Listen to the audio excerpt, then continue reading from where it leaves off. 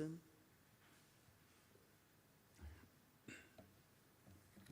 한 절씩 함께 봉독하시겠습니다. 예수께서 사두개인들로 대답할 수 없게 하셨다함을 바리새인들이 듣고 모였는데 그 중에 한 율법사가 예수를 시험하여 묻되 선생님, 율법 중에서 어느 계명이 크니이까? 예수께서 이르시되 내 마음을 다하고 목숨을 다하고 뜻을 다하여 주 너의 하나님을 사랑하라 하셨으니 이것이 크고 첫째 되는 계명이요 둘째도 그와 같으니 내 이웃을 내 자신과 같이 사랑하라 하셨으니 이 두 계명이 온 율법과 선지자의 강령이니라. 아멘. 오늘 수요 예배 나오신 귀한 분들을 주의 이름으로 축복합니다. 하나님께서 살펴주시고 또 필요한 은혜를 공급해 주시고 고쳐주시고 세워주실 줄 믿습니다. 항상 어느 분야든 가장 중요한 요소들이 있습니다. 얼마 전에 여기 죽전동에 가면 코불소라는 식당이 있습니다. 처음에 콧불소인 줄 알았습니다. 그냥 웬만한 식당인 줄 알고 늘 지나치다가 하루는 그냥 냉면 먹고 싶어서 한번 들렸는데 그 주방장 경력이 제가 지금까지 방문해 본 식당 중에서 주방장 경력이 가장 화려하고 무슨 음식 대전에서 왕중왕전에서 우승한 주방장이더라고요. 그런데 식당은 그냥 웬만해 그냥 평범하고 조금은 초라한 듯한 그 음식을 가서 먹어봤는데 음식이 달라요. 식당은 그냥 평범하고 식당은 눈길을 사로잡지 못하는 그냥 보편적인 서민이 다니는 그런 식당인데 음식이 다르더라고요. 실은 주방장은 손님 딱 이제 멈추면 나와서 담배 피고 그냥 이 남자 주방장이 별로 딱 매력적이지도 않아요. 그런데 제가 또 그 집을 찾아가고 또 찾아가는 이유가 있어요. 음식이 다르기 때문에. 제가 그 식당을 가는 것은 주방장이 얼마나 핸섬하냐가 아닙니다. 주방장이 담배를 피냐 안 피냐의 문제가 아닙니다. 제가 그 음식점을 찾아가는 것은 맛 때문에 가는 겁니다. 저는 그 음식점에서 가장 중요하게 여기는 것은 맛입니다. 그냥 맛있게 내는 것이 아니라 건강하되 얼마나 맛있게 만드냐입니다. 머리를 깎을 때가 됐는데 제가 처음으로 그 수지구청 쪽에 그 미용사를 다시 찾고 싶은데 왜 보통 가면 저는 지금까지 머리를 예약을 해보고 간 적이 없는데 예약을 보통 하고 간다 그러더라고요. 지난번에 딱 요 머리입니다. 요 머리를 한 사람이 보통 처음 제 머리를 깎는 사람들이 참 머리를 못 깎아요. 잘 머리를 이해를 못해서 사람마다 머리카락 스타일이 다르고 두상이 다르고 남자 머리가 단순한 것 같지만 생각보다 마음에 잘 안 들게 깎아요. 다만 제가 그냥 받을 뿐이에요. 머리카락은 또 잘하니까. 근데 참 마음에 드는 분이 있었어요. 그래서 나갈 때 명함을 주고 내가 너무 마음에 든다 그랬더니 네이버에 예약을 하면 가능하다는 거예요. 예약이 할 수 있구나 생각해서 예약을 하려고 했더니 명함을 못 찾겠고 그분 얼굴이 기억도 안 나고 그분 얼굴이 기억이 안 나고 이름도 모르고 내가 이분을 어떻게 찾을 수 있을까? 제가 왜 이분을 생각할까요? 이분이 다른 것 때문인가요? 이분이 머리를 잘하니까 내가 이분을 찾고 싶은 거예요. 미용실에서 본질이 무엇일까요? 미용사가 음식을 얼마나 잘해야지 우리가 다시 찾을까요? 미용사가 얼마나 예뻐야 우리가 찾을까요? 아닙니다. 저는 그분 얼굴도 기억이 안 나요. 그런데 머리를 잘하니까 난 또 그분을 찾고 싶은 거예요. 가장 중요한 요소입니다. 가장 중요한 요소 때문에 질문해 봅시다. 신앙생활에 가장 중요한 것이 무엇이라 생각하십니까? 이 말은 역으로 말하면 이렇게 됩니다. 코불소라는 그 식당에 주방장의 음식 맛이 빠지면 제가 가겠습니까? 담배도 피지 않고 얼굴도 너무너무 나이스하고 핸섬하지만 음식이 아니면 우리가 갈까요? 안 되잖아요. 아무리 미용사가 뷰티하고 미용실이 너무너무 화려하고 호텔처럼 잘 만들어 놔도 만약에 머리를 했는데 너무 거시기해요. 그러면 또 가겠습니까? 쉽게 말하면 신앙생활에 가장 중요하다는 것은 이겁니다. 이것이 빠지면 믿음이 안 된다는 겁니다. 이것이 빠지면 믿음이 안 되는 겁니다. 오늘 또 새벽에 음식을 준비해 주셨어요. 너무너무 축복합니다. 그러니 음식을 빼볼까요? 믿으면 될까 안 될까요? 가능합니다. 찬양 오늘도 섬겨주셔서 너무 감사합니다. 내 신앙생활에 찬양을 빼볼까요? 믿음이 될까 안 될까요? 됩니다. 됩니다. 신앙생활에 있어서 가장 중요한 것은 무엇이라 생각합니까? 이것이 빠지면 믿음이 안 되는데, 바리새인과 당시의 서기관과 제사장들, 그들은 너무나도 화려하고 멋있어 보이는 신앙생활을 소유하고 있었습니다. 누구나가 봐도 믿음인 것으로 보였습니다. 그런데 중요한 것은 주님께서 보셨을 때 그들의 본질을 봤을 때 믿음이 아니었어요. 날마다 어쩌면 성경을 끼고 살았을 것이고 날마다 예배를 드렸을지도 모릅니다. 누구보다 성경을 많이 알았을 겁니다. 그런데 정작 주님이 보셨을 때 믿음이 아니었다는 사실을 기억하십시오. 이 말은 무슨 말인가? 가장 중요한 것이 빠졌다는 겁니다. 그것을 빼면 음식이 안 되고 우리가 찾아가야 될 이유가 없고, 이것이 빠지면 그 명실을 우리가 다시 찾아가야 될 이유가 없는 것처럼, 하나님께서 그들을 보셨을 때 가장 중요한 것이 빠졌더라는 겁니다. 가장 중요한 것이 빠졌어요. 신앙생활을 다른 것으로 연명하지 마십시오. 다른 것으로 신앙생활을 연명하고 내가 다른 어떤 것을 하고 있으니까 나는 신앙생활을 하고 있을 거라고도 여기지 마십시오. 의인은 믿음으로 산다 그랬지요. 의인은 믿음으로 산다 그랬는데, 의인은 내 삶이 반드시 내 삶이 하나님 보셨을 때 신앙이라는 겁니다. 내 삶이 하나님 보셨을 때 믿음이라는 겁니다. 의인은 이렇게 산다 그랬어요. 이렇게. 이제 오늘 본문을 보십시길 바랍니다. 오늘 본문에 보면 34절에 사두개인들로 대답할 수 없게 하셨다함을 바리새인들이 듣고 모였다 그랬습니다. 바로 조금 전에 부활 논쟁, 부활이 없다는 사두개인들을 침묵시켰던 예수님 말씀이 논쟁이 나옵니다. 그 소식을 바리새인들이 들었습니다. 사두개인들을 침묵시킨 소식입니다. 그리고는 서로 연락을 하지도 않았는데 너나 할 거 없이 바리새인들이 한 사람 두 사람 모였습니다. 누구에게로? 예수님께로. 한 사람 두 사람 바리새인들이 모였습니다. 그리고 오늘 본문 그 중에 한 사람 율법사가 예수님께 질문을 합니다. 가장 큰 계명 무엇입니까? 이런 질문입니다. 이들은 왜 모였을까요? 자, 이제 오늘 본문의 가장 중요한 것을 먼저 하나 보셔야 됩니다. 40절을 보십시오. 마지막 절 40절. 이 말씀이 먼저 풀어져야 합니다. 이 두 계명은 온 율법과 선지자의 강령이니라. 우리는 개역 개정판에서 이렇게 한글로 번역하다가 보니까 이 40절이 너무 잘 이해가 안 되고 쏙 들어오지 않아요. 잘 들어옵니까? 이 두 계명이 온 율법과 선지자의 강령이라 그러니까 아주 이렇게 캐치프레이즈 같은 어떤 것이겠구나, 이 정도로 생각합니다. 이 40절 온 율법과 선지자라는 것은 모든 말씀을 뜻하는 표현입니다. 모든 성경에 기록된 모든 말씀, 그냥 성경. 지금이야 당연히 오늘 본문에서는 구약 성경이지만 모든 하나님께서 우리에게 주셨던 기록된 말씀을 말합니다. 그러면 이제 문제는 강령이라고 번역한 이 단어입니다. 강령이라고 번역한 이 단어는 원어를 보면 달려있다, 의존한다는 뜻입니다.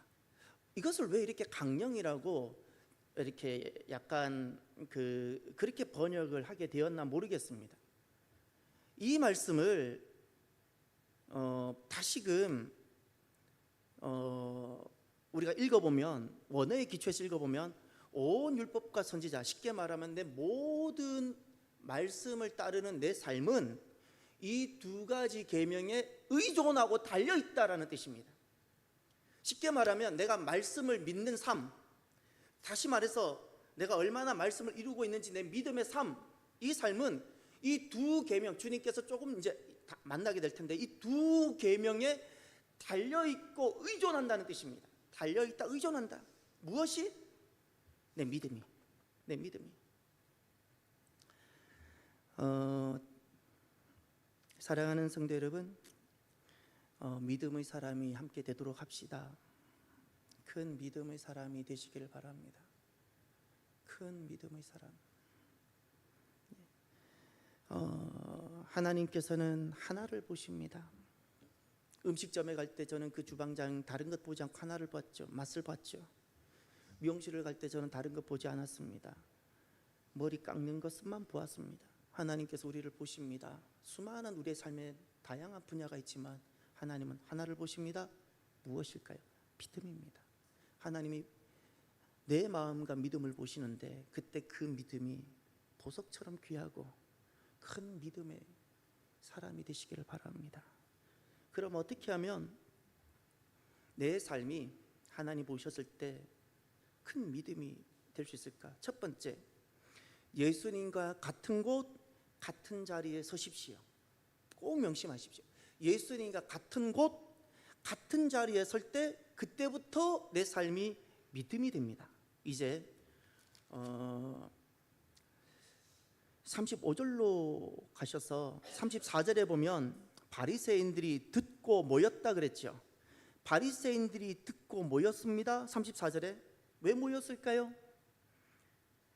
이들은 본인들과 신학적인 반대의 자리에 서 있는 사두개인 사람들, 그 본인들과 신학적 개념이 다 반대인 그 사두개파를 예수님이 눌렀기 때문에 그 예수님의 말씀을 경청하고 듣고 싶어서 모였을까요?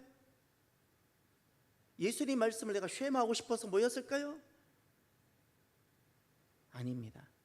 사두개파를 눌러서 그럼 이번에는 내가 한번 해보지. 내가 한번 해보지. 도전입니다. 그것을 어떻게 할 수 있는가? 35절을 보십시오. 그 중에 한 율법사가 예수를 시험하여 묻되, 여기 시험, 한 율법사의 시험이 나옵니다. 예수님을 시험합니다. 이 시험이라는 단어가 참 오묘합니다. 헬라어로 페이라조입니다. 페이라조. 이것은 두 가지 뜻을 같이 가지고 있습니다. 테스트하다와 유혹하다, 템프트를 같이 가지고 있는 단어입니다. 영어로는 테스트로도 번역하고 영어로는 템프트로도 번역하지만 원어를 보면 항상 한 단어입니다. 페이라조입니다. 그러니 이 페이라조가 어떨 때는 테스트로도 쓰이고 템프트로도 쓰이지만 핵심이 그겁니다. 증명하게 하는 겁니다. 증명. 그러나 중요한 것은 이겁니다. 이제 가만히 생각해 보세요. 성경에 페이라조가 기록된 본문들을 다 보면 항상 그 자리는 확인을 요구하는 자리고요. 확인을 요구합니다. 당신이 진짜인지 확인해 보자는 겁니다. 확인을 요구하고, 두 번째, 이 페이라조를 할 때는 그는 앞에 있는 그가 누구든지 예수님이든지 누구든지 내가 더 높다라는 마음을 가질 때만 가능합니다. 내가 더 높다? 그러니 너 확인해 보자는 겁니다. 내가 더 높은 자리에 있어요. 세 번째, 페이라조는요, 반드시 반대되는 자리에 있어야 가능한 단어입니다. 반대되는 자리에 있을 때 이 페이라조가 가능합니다. 그래서 마귀를 갖다가 주님은 성경에 보면 마귀는 대적자라는 표현을 나오죠. 주님과 항상 반대되는 자리에 있는 겁니다. 그때 마귀에게 쓰는 표현이 마태복음 4장에 보면 예수님 시험이 나오는데, 광야 시험이 나오는데 그때 시험하는 자가 그랬죠. 그냥 이 페이라조를 명사형으로 만들어서 그냥 마귀는 항상 예수님과 반대되는 자리, 예수님을 대적하는 자리, 그냥 그 보통 명사를 고유 명사로 써버렸어요. 이게 페이라조입니다. 그리고 뿐만 아니라 페이라조에는 미혹하다는 뜻이 있죠. 이게 무슨 뜻인고 하니, 사람을 낙심하게 하고 사람을 절망하게 하는 자리라는 겁니다. 사람을 낙심하게 하고 절망하게 하는 자리, 이게 페이라조입니다. 페이라조. 저는 하나님 마음을 알려고 자주 이 땅에서 하나님께서 임하시면 어떻게 될까를 자주 저는 어머니 가슴으로 돌아갑니다. 어머니 마음. 어머니는요, 아들의 모습을 알고도 확인할까요? 끝까지 다 풀어 헤쳐서 확인할까요? 어머니는 알고도 덮어주죠. 어머니는 분명히 나이나 모든 것이 아들보다 높지만 어머니는 아들이 왔냐면서 내가 섬겨요. 그렇지 않나요? 어머니는 그 아들이 이런저런 일이 있어도 반대되는 아들을 내치는 자리에 있나요? 아파하잖아요. 왜 아파하죠? 같은 자리에 있으니까. 어머니는 아들이 잘못한다고 그 아들을 절망케 하고 낙심케 하나요? 어떻게든 이 아들을 세우고 싶잖아요. 세우고 싶잖아요. 중요한 사실 하나 있습니다. 페이라조, 이 자리에 서면 절대 내 삶이 믿음이 되지 못합니다. 바리새인, 서기관, 제사장들, 그들은 그렇게 겉으로 보면 신앙적이었는데 왜 결국 믿음이 되지 못했을까요? 페이라조 때문입니다. 페이라조에 서면 절대 내 삶이 믿음이 되지 못한다는 사실을 명심하고 명심하십시오. 명심하고 명심하십시오. 요셉이 만약에 페이라조에 딱 들어가면 요셉은 믿음을 결국 이뤄내지 못하고 승리하지 못하고 요셉은 침몰되고 말았을 겁니다. 요셉이 만약에 페이라조가 딱 생겨서 내가 끝까지 형들을 확인하리라, 특별히 어느 형들이 그랬는지 내가 확인하리라, 그리고 반대되는 자리에 서서 내가 복수하리라, 그리고 갚아주고 싶은 마음, 낙심하게 하고 절망하게 하는 그 마음이 일어났다면 그 모든 것을 이룰 수는 있었을지 몰라도 믿음으로 승리한 요셉의 삶이 믿음이 되지는 못했고 승리하지는 못했습니다. 페이라조에 딱 서면 절대 믿음은 되지 못합니다. 그래서 이제 우리가 한 단어를 더 기억하셔야 됩니다. 저는 이런 질문을 드렸습니다. 하나님, 페이라조가 믿음이 되지 못한다면 믿음을 이루는 것은 무엇일까요? 그래서 이제 한 단어를 보셔야 됩니다. 마태복음 4장을 가십시오. 마태복음 4장. 마태복음 4장을 가셔서 어디를 보시냐면 19절. 말씀하시되 나를 따라오라, 내가 너희를 사람을 낚는 어부가 되게 하리라 하시니. 아멘. 나를 따라오라 되어져 있죠. 그 따라오다, 이것이 듀테입니다. 듀테. 페이라조가 있는가 하면 듀테가 있는데, 이것은 번역은 우리가 따라오라입니다. 여기서 두 가지 단어가 포함되어져 있습니다. 이리로입니다. 이리로 오라는 겁니다. 이리로, 그리고 오라. 그래서 이 듀테라는 이 단어 안에는 너무 중요한 것이 하나 있습니다. 방향성입니다. 방향성. 예수님께로 오라는 겁니다. 나에게 방향성, 예수님께 나에게 오고, 그리고 오라 했으니까 나와 함께 하자, 요겁니다. 이것이 바로 제자의 삶이고, 내 삶이 언제 믿음이 되냐고요? 예수님께 방향입니다. 내 삶이 예수님께 맞춰지고 예수님께로 가고, 그리고 그 예수님과 함께 할 때 그때부터 내 삶이 믿음이 되고, 이 삶을 제자의 삶이라 부르는 겁니다. 의인은 믿음으로 산다고 그러지요. 그것은 곰곰이 돌아보면 이런 겁니다. 사람은 본능적으로 페이라조로 살아갑니다. 확인하려고 하고, 반대되는 자리, 때로는 보복하고 싶고, 내가 미운 사람은 끝까지 낙심시키고 싶고, 페이라조. 여기서 나오는 게 정죄고, 불평이고 그렇습니다. 원망이고. 근데 믿음이라는 것은 방향을 바꿔서 내가 주님을 보는 겁니다. 믿습니까? 요셉이 형들을 계속 봤다면, 페이라조에 빠졌다면 요셉은 승리하지 못했어요. 그 형들이 있었음에도 불구하고 사실이 맞아요. 이 사실관계 확인하러 가지 않고 요셉은 주님께로, 방향입니다. 주님께로 방향을 돌려서, 이것이 듀테. 요셉은 팔려가는 삶인데 형들에게 매이지 않고 방향을 전환해서 예수님께로 나아갔어요. 할렐루야. 믿었던 주인한테 또 배신당해서 또 감옥이라는 비참한 곳에 낮아져가는 자리에 가는데, 그때 요셉은 또다시 방향을 하나님께로 돌렸어요. 할렐루야. 방향입니다. 여러분 잊지 마십시오. 방향을 돌리십시오. 페이라조에서 듀테로 전환하십시오. 믿음으로 사는 겁니다. 믿음으로. 이것이 믿음입니다. 그럼 두 번째, 내 삶이 어떻게 하면 주님께서 보셨을 때 흠이 많고 문제가 많은 연약한 우리가 믿음이 될까요? 내 삶이 믿음이 될까? 내 인생의 가장 중요한 분이 하나님이 되도록 하십시오. 내 인생의 가장 중요한 분 하나님이 될 때, 그때부터 비로소입니다. 그때부터 비로소 내 삶은 믿음이 됩니다. 38절, 오늘 본문으로 돌아가셨어.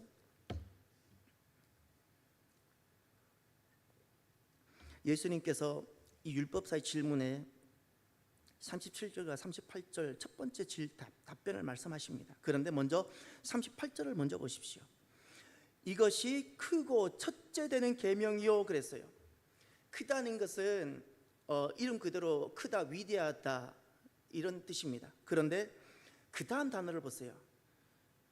질문은 무엇이 크냐고 물었는데 주님께서는 정리해 주셨습니다. 질문은 어느 계명이 큽니까? 라는 질문했는데 주님께서는 이것이 크고, 그리고 하나 더 붙었어요. 첫째다 그랬어요. 첫째라는 것은 프로토스. 왜 첫째이죠? 가장 중요하기 때문에. 왜 첫째냐고요? 단순한 시간 나열이 아닙니다. 중요하다는 겁니다. 가장 중요한 것. 이것이 가장 중요한 것이라고, 가장 중요한 것이라고 주님께서 말씀하셨는데 그 내용이 37절입니다. 예수께서 이르시되 내 마음을 다하고 목숨을 다하고 뜻을 다하여 주 너의 하나님을 사랑하라. 아멘. 내 인생에 가장 중요해야 되는 것, 하나님을 주로서 사랑하는 겁니다. 하나님을 사랑하는 것. 우리는 이 이야기에 아무도 반대할 사람은 없습니다. 이 하나님을 사랑하는 것을 우리가 반박할 사람도 없습니다. 그런데 이제 내 삶을 한번 돌아가 보십시오. 나는 진짜 첫 번째로, 그리고 가장 중요하게 하나님을 사랑하는지, 하나님이 첫 번째였는지, 모든 상황, 모든 조건 속에서도 항상 하나님이 우선이었는지를 돌아보십시오. 하나님이 우선이지 않았던 순간이 많지 않으셨습니까? 왜 제 눈에는 그런 것들이 많이 보였는지 모르겠습니다. 저나 우리 자신을 보면 질병이 오면 내 몸을 앞세우고, 자녀가 태어나면 자녀가 앞세우고, 하나님께서 여러 가지 어떤 변수를 줄 때마다 우린 거기에 퐁당퐁당 다 빠져버려요. 다 빠져버려요. 여러분, 첫째 되고 가장 중요하다는 것은요, 어떤 변수에도 요동하지 않는 것입니다. 요동하지 않는 것. 사람은 가장 중요한 것에 대해서는 세 가지 태도를 가집니다. 사람은 이것이 가장 중요하다 할 때 사람들이 갖게 되는 세 가지 성품과 태도가 있는데, 첫 번째가 헌신이고, 두 번째가 목숨이고, 세 번째가 모든 지식을 다 동원합니다. 이것이 사람들이 갖는 태도입니다. 왜냐하면 이건 가장 중요하기 때문에. 그래서 보통 내가 가장 소중하다고 여기는 그 대상이나 어떤 것에 대해서 사람들은 헌신하기를 주저하지 않고, 때로는 목숨조차도 내어놓으려고 합니다. 그리고 내가 가장 중요한 것을 지키고 획득하고 소유하려고 모든 지식과 모든 것을 다 동원합니다. 이제 하나님을 사랑한다는 것이 무엇인가를 이제 한번 보십시오. 오늘 본문에 보면 37절에 하나님을 주로서 사랑한다는 것이 이런 것이라고 주님께서 분명히 말씀하셨습니다. 내 마음을 다한다, 목숨을 다한다, 뜻을 다한다. 내 마음이라 그랬을 때 이 마음은 카르디아입니다. 이것은 내 중심을 말하고 내적 자아를 말합니다. 여러분, 내 중심과 내 내적 자아, 겉모습이 아니라 내 내적 자아를 한번 다 해보셨습니까? 그때 나타나는 나의 모습이 하나 있습니다. 그것을 헌신이라 부릅니다. 헌신. 정말 어머니가 자녀에게 온 마음을 다해요? 그때 나타나는 모습을 딱 보세요. 그것이 헌신 아닌가요? 왜 헌신하지 않냐고요? 내적 자아가 다 하지 않으니까. 입으로는 하지만 내 마음은 통하지 않을 때 헌신은 일어나지 않습니다. 내 마음, 내 중심과 내적 자아를 다할 때 나타나는 가치가 있는데 그것이 헌신입니다. 무엇이 하나님을 사랑하는 거냐고요? 헌신. 그것이 바로 번제입니다. 번제. 두 번째, 거기 목숨을 다한다. 이 목숨이란 단어는 푸시케로 쓰여져 있습니다. 푸시케라는 것은 육의 생명을 말합니다. 목숨입니다. 생명입니다. 왜 부모님이 자녀를 위해서 아낌없이 목숨을 던지죠?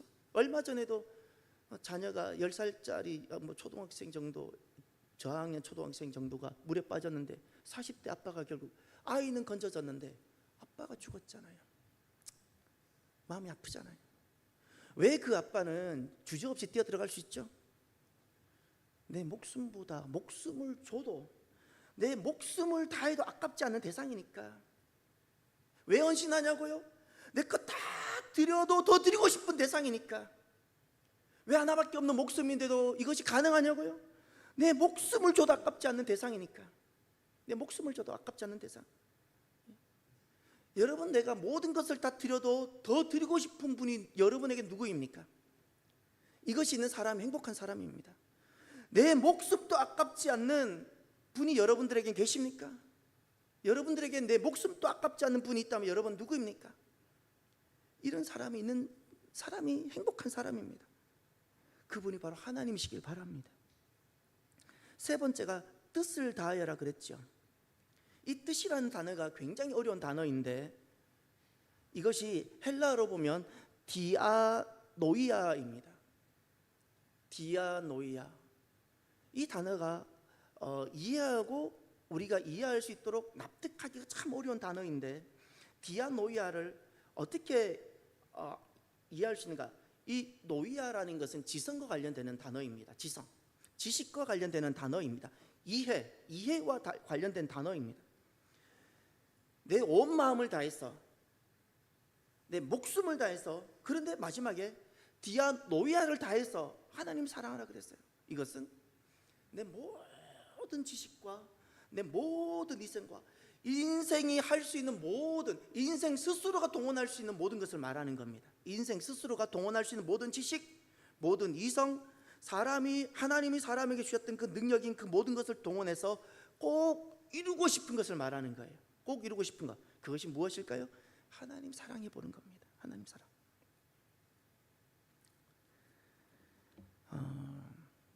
우리가 살아가면서 하나님께 헌신하고 싶어지고, 우리가 살아가면서 하나님을 죽기까지 사랑해 보고 싶어지고, 그리고 우리가 살아가면서 내 모든 지식과 내 안에 있는 모든 것을 다 동원해서 하나님을 사랑하고 싶을 때, 그때 내 삶은 온통 믿음입니다. 온통 믿음입니다. 환난 속일지라도 믿음이고, 코로나 속일지라도 믿음이고, 내 인생에 암이 찾아와도 그때 믿음입니다. 암이 찾아와도 내가 하나님께 헌신해보고 싶고, 코로나가 와도 나는 여전히 죽기까지 하나님을 사랑해보고 싶고, 어떤 상황에서도 내가 가지고 있는 모든 지식과 모든 것을 다 동원해서 하나님 한 분을 내가 사랑해보고 싶어질 때, 그때 내 삶에 찾아왔던 상황들과 관계없이 하나님이 나를 보실 때 믿음입니다. 내가 버려졌을 때, 팔렸을 때, 내가 낮아졌을 때, 내가 그때 하나님만을 사랑해낸다면 요셉이 승리했던 것처럼 우리 또한 승리해낼 수 있을 겁니다.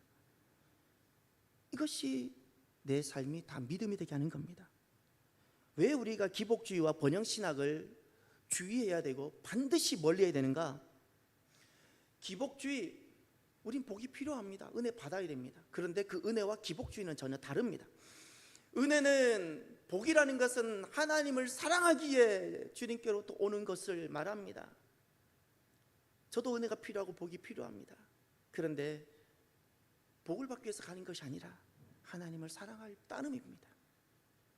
더 정확하게 말하면 이런 겁니다. 복이 필요한 존재지만 하나님이 안 해주셔도 괜찮습니다. 무슨 말인지 아나요? 제게 있어서 복이 얼마나 많은 복이 필요한가가 아닙니다. 얼마나 내 삶이 윤택해지고 잘 사느냐가 아닙니다. 제게는 그냥 하나님 한 분이면 되는 겁니다. 기복주의라는 것은 하나님을 사랑하는 것이 아니라 나를 사랑하는 겁니다. 내가 나를 사랑하기 때문에 이렇게 삶이 좀 잘 되었으면 좋겠다는 겁니다. 하나님의 그 능력을 내가 도움받고 싶은 겁니다. 그래서 기복주의는 온통 삶이 믿음이 아니라 불신입니다. 불신. 번영신학 마찬가지입니다. 우리는 이 땅에서 남들보다 화려하고 성공적으로 살기 위해서 이 땅에 여기 집 나온 것이 아닙니다. 그러려면 나가서 한 번 더 일하는 게 더 낫습니다. 주일날 오지 말고 일터로 나가시는 것이 번영하기 더 낫습니다. 11조 하지 않는 것이 더 번영하기 낫습니다. 왜 우리가 11조를 합니까? 왜 일주일 중에 하루를 구별하고 일을 하지 않습니까? 왜 우리가 이런 삶을 살아가죠? 우리는 번영이 아니고 부유함이 아니라 우리는 믿음이고 싶었어. 할렐루야. 믿음이고 싶었어. 내 인생의 가장 중요한 분이 여러분에게서는 누구입니까? 자녀입니까? 태어난 손자입니까? 아니면 내 목숨입니까? 내 건강입니까? 내 집입니까? 여러분에게 있어서 지금까지 내 인생에 가장 소중하고 가장 중요한 것이 무엇이었습니까? 이제 하나님이시길 바랍니다. 하나님이어야 그때부터 믿음입니다. 잊지 마세요. 하나님이 2번이 되는 순간 절대 믿음은 아닙니다. 종교인입니다. 바리새인, 서기관, 제사장의 실패를 기억하십시오. 내가 실패하고 싶으면 그 길을 가십시오. 그러나 실패하고 싶지 않다면 하나님이 가장 중요한 첫 번째 되는 분이 되셔야 됩니다. 그때부터만 믿음입니다. 세 번째, 내 삶은 언제부터 믿음이 될까요? 내 주변 사람들을 나처럼 돌볼 때입니다. 내 주변 사람, 인과관계가 아무것도 없는 내 주변 사람, 그런데 나처럼 대하고 나처럼 아끼고 나처럼 돌볼 때, 그때부터 내 삶은 하나님 보셨을 때 너는 믿음이구나 말씀해 주십니다. 오늘 39절을 보십시오. 둘째도 그와 같으니라고 되어져 있죠. 이 둘째라는 것은 차선을 말씀하기도 합니다. 차선, 두 번째 차선. 그러나 또 다른 의미가 있습니다. 첫 번째가 이루어지면 당연히 돌아오는 두 번째 삶을 뜻하는 겁니다. 정말 하나님이 가장 중요하고 하나님께 내가 헌신하고 하나님께 목숨을 들여도 아깝지 않고 내가 가지고 있는 모든 지식과 지성과 내 모든 것을 다 동원해서 하나님을 사랑하고 그 삶을 내가 이루려고 나아가고 있습니까? 그러면 두 번째 삶이 저절로 이루어진다는 겁니다. 이것이 순서라는 겁니다. 첫 번째가 내게 있어지면 이 첫 번째 삶이 두 번째를 만들어낸다는 겁니다. 그런 의미가 있습니다. 그 삶이 무엇인가요? 내 곁 주변 사람들에 대한 것입니다. 39절, 둘째도 그와 같으니 내 이웃을, 너의 이웃을 그랬어요. 지금까지는 늘 나만 보고 살았잖아요. 기껏 넓혀져 봐야 내 가정은 결국 납니다. 죄송하지만 다 나를 위해서, 나만 향해서 기도를 해도 온통 내 가정 그 정도 수준, 내 인과관계가 없는 내 주변인들에 대해서 단 한 번도 기도해 보지 않고, 더구나 기도해야 될 이유를 한 번도 가져본 적이 없이, 겉으로는 담 한 번 샀지 않았지만 늘 담 샀고 그렇게 살았던 나. 그런데 주님은 분명히 말씀하십니다. 하나님을 사랑하는 삶은 다음 장면으로 저절로 이어지게 되는데, 그것이 하나님 그 마음 때문에 내 곁에, 내 곁 주변 사람들에 대한 마음이라는 겁니다. 그 마음을 어떻게 갖는가? 39절에 가장 중요한 단어가 하나 있습니다. 내 자신같이, 너의 자신, 바로 자신같이라는 단어입니다. 자신같이. 여러분 질문 하나 해볼까요? 살아오시면서 여러분 질병 걸려보신 적 있죠? 그때 여러분 스스로를 포기했나요? 에이, 죽어버리지? 여러분 뭐 시험을 쳤든지 뭘 하든지 잘 안 됐을 때가 있죠. 그때 여러분 포기하셨나요? 에이, 그만두지? 여러분 인생은 항상 잘 되어서 여기까지 오셨나요? 안 되었을 때가 많지요. 그런데 왜 돌보셨고? 언제나 돌보셨잖아요. 반복적으로 여러분 자신을 돌보셨잖아요. 어제 세수했는데 오늘 또 세수하셨잖아요. 왜 여러분은 실패도 있고 만족스럽지 못한 내 모습이 있지만 포기하지 않고 나를 아끼죠? 나잖아요. 나. 주님은 그렇게 말씀하셨어요. 너의 이웃, 주변인을 말합니다. 가족관계가 아닙니다. 내가 그와 특별한 인과관계가 없는 그냥 이웃입니다. 주변인. 내가 그들에게 하등의 무슨 선을 행하지 않아도 아무런 법적 하자가 없는 대상들, 가족이면 법적 책임을 져야 되지만 가족도 아닌데, 아무런 인과관계가 없는데, 그런데 주님은 말씀하셨습니다. 무엇이 믿음이냐고? 어떤 삶이 믿음이냐고? 라는 그 질문에 그 너의 주변인, 그 주변인들을 너의 자신같이 아끼고 돌보고 포기하지 않고 섬길 때 믿음이다 말씀해 주셨습니다. 믿음이다. 바리새인들이 실패했던 이유는 바로 그것입니다.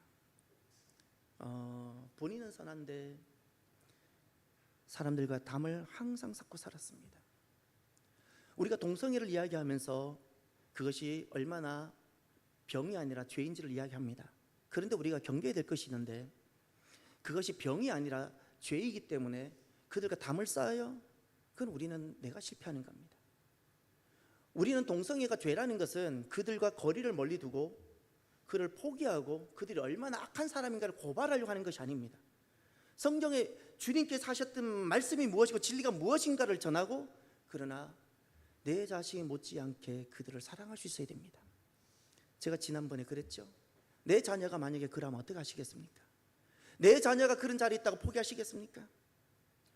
내 자녀가 만약에 서울광장에서 무지개 깃발을 들면서 남자가 남자, 여자가 여자, 이런 동성애의 삶을 살아간다고 내 자녀가 그렇다고 포기하시겠습니까? 내 자녀를 포기할 수 있는 사람이라면 괜찮습니다. 내 자녀는 포기하지 않으면서 그들에게 돌을 던져요? 그래서 믿음이 되지 못하는 겁니다. 우리가 동성애가 죄라고 말하는 것은 그들을 경멸하고, 우리가 내는 의료보험의 상당수를 그들이 다 집어삼키고 있지만 그들을 미워하고 그들을 증오하기 위해서 말하는 것이 아닙니다. 진리가 무엇인가를 분명히 선포해야 되고, 그러나 잊지 마십시오. 그들을 내가 자신처럼 사랑할 수 있어야 되는 겁니다. 이것이 믿음입니다. 이것이 믿음입니다. 오늘 이제 말씀을 마무리하면서 사랑하는 성도 여러분, 우리의 믿음, 우리의 삶이 하나님 보셨을 때 가장 크고 귀한 믿음이었으면 좋겠습니다. 가장 크고 귀한 믿음. 세 가지를 꼭 기억합시다. 첫 번째가 방향입니다. 우리가 흠이 없는 사람, 완전한 사람이 누가 있겠습니까? 그러나 오늘부터라도 또다시 허리띠를 졸라매고 내 삶이 하나님과 성경과 일치된 방향을 가지십시오. 일치된 방향. 내가 살아왔던 전통이 아닙니다. 지금까지 걸어왔던 길이 아닙니다. 하나님과 성경과 일치된 방향을 가지십시오. 두 번째가 내 삶의 가장 중심, 내 삶의 가장 중요한 것, 그리고 내 삶의 목표가 하나님이기를 바랍니다. 하나님보다 앞서가는 것 잊지 마십시오. 어떤 것도 하나님보다 앞세우지 마십시오. 그것이 결국 나를 망하게 하고 내 자녀를 망하게 하는 겁니다. 그리고 마지막 세 번째, 내 주변 사람들과의 관계입니다. 내가 정말 하나님과 성경과 일치되고 있는지를, 내가 정말 내 삶의 중심이 하나님인지를 무엇으로 확인하셔야 되는가? 내 주변 사람들을 내가 어떻게 대하고 있는가로 확인하십시오. 내가 정말 하나님을 사랑하면 주변인과의 관계가 이렇게 된다고, 나 자신처럼 그들을 아끼고 돌보게 된다고 말씀해 주셨습니다. 오늘도 저와 여러분들이 내 삶이 믿음이 되는 복 있는 요셉과 같은 사람이 되기를 주의 이름으로 축원합니다. 기도하겠습니다. 오늘 나에게 주신 말씀을 가슴에 새기시고요, 우리의 삶은 다양한 변수가 일어납니다. 예상치 못했던 수많은 일들이 일어납니다.